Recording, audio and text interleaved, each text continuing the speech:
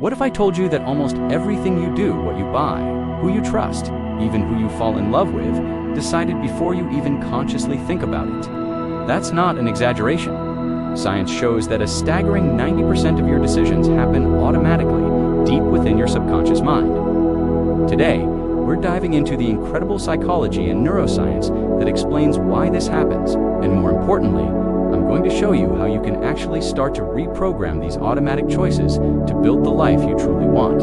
So, if you've ever felt like you're on autopilot, stick around. You're about to find the manual override switch.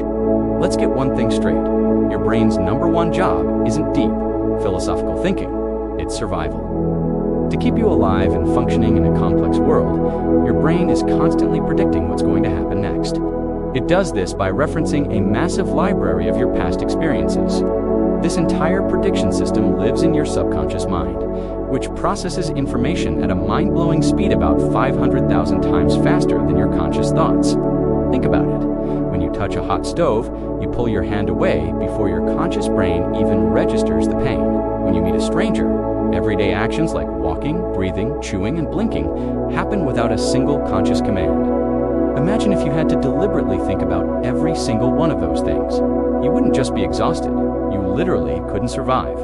Your subconscious is the silent, efficient engine keeping you going. Now, why is the brain so obsessed with being on autopilot? It all comes down to energy. Your brain is an energy hog. Even though it's only about 2% of your body weight, it consumes up to 20% of your daily energy. To avoid burning out, it creates mental shortcuts, what psychologists call heuristics. Instead of painstakingly analyzing every single choice you make, your brain relies on simple, automatic scripts. It quickly labels things. This is safe. This is dangerous. This is familiar. This is rewarding. This is exactly why you find yourself repeating the same habits, ordering the same food at your favorite restaurant, or taking the same route to work every day. It's not because you're lazy or uncreative. It's because your brain is a master of energy conservation. It's a survival mechanism that keeps you from being overwhelmed by the millions of decisions you face every day.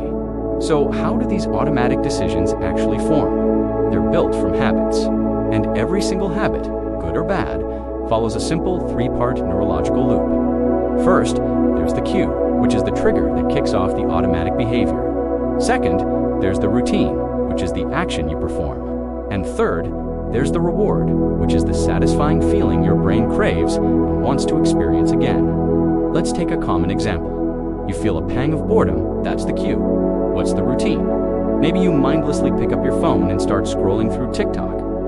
The reward, a little hit of dopamine, that feel-good chemical that makes your brain happy. Repeat this loop of cue, routine, and reward enough times, and your brain basically says, okay, this is efficient. Let's automate this. It then hardwires this process so that the next time you feel bored, you reach for your phone without even thinking about it. This is precisely how up to 90% of your daily actions become autopilot behaviors running in the background of your life. Here's a secret that many people miss.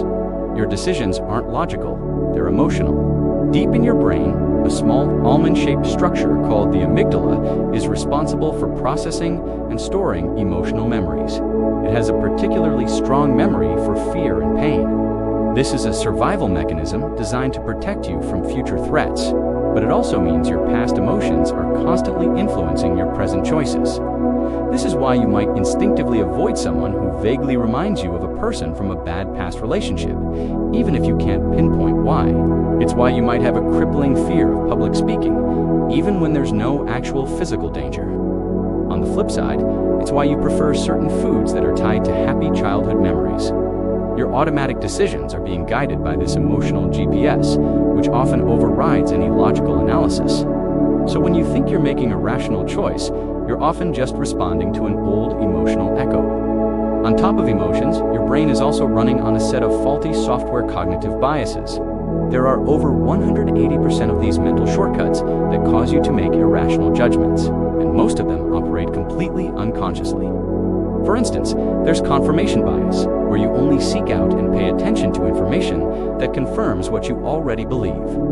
Then there's the anchoring bias. The first piece of information you receive, like the initial price on a car, heavily influences all subsequent decisions. even if that first number was totally arbitrary. The availability bias makes you think something is more common or true, simply because it's easier to recall a memory of it, which is why news reports about plane crashes make flying feel scarier than driving. And let's not forget social proof, the powerful urge to copy the actions of others without even realizing it. You see a long line outside a restaurant and assume it must be good. These biases aren't just quirky features of your mind. They are actively and systematically exploited every single second by advertisers, companies, and social media algorithms to influence what you buy, what you believe, and how you behave. Now this goes even deeper. Your very identity, who you believe you are, feels like something you consciously created. But in reality, it's largely a product of subconscious programming. Most of your core beliefs and preferences were formed automatically throughout your life.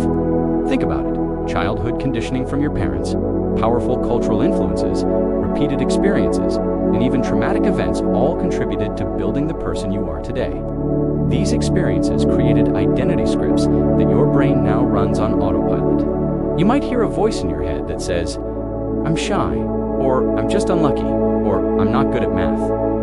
Maybe it tells you, "I'm not a confident person," or even, "I'm not lovable." These are not objective truths about you. They are repeated subconscious programs that have been running for so long you've mistaken them for your actual identity. But they are just stories, and stories can be rewritten. So, are we just puppets of our subconscious? Absolutely not.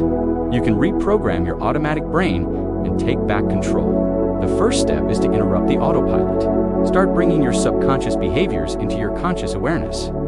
After you do something out of habit, pause and ask yourself, why did I just do that? Second, replace the habit loop. Once you've identified a bad habit, consciously choose a healthier routine to substitute when the cue hits.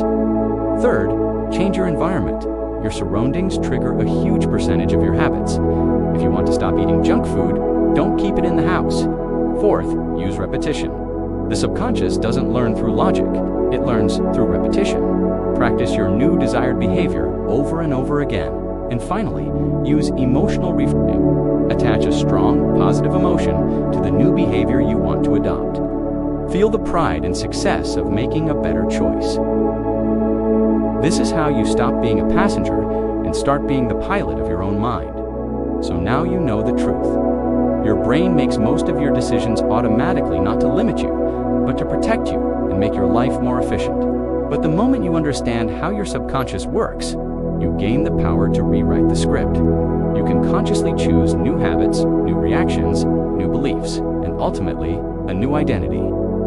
Your brain may be wired for automaticity, but your future doesn't have to be. If you want a detailed guide on exactly how to reprogram your subconscious mind, let me know by commenting part 2 below. And if this video gave you a new perspective, do me a favor and hit that like button, subscribe, and turn on notifications so you don't miss what's next. Thanks for watching.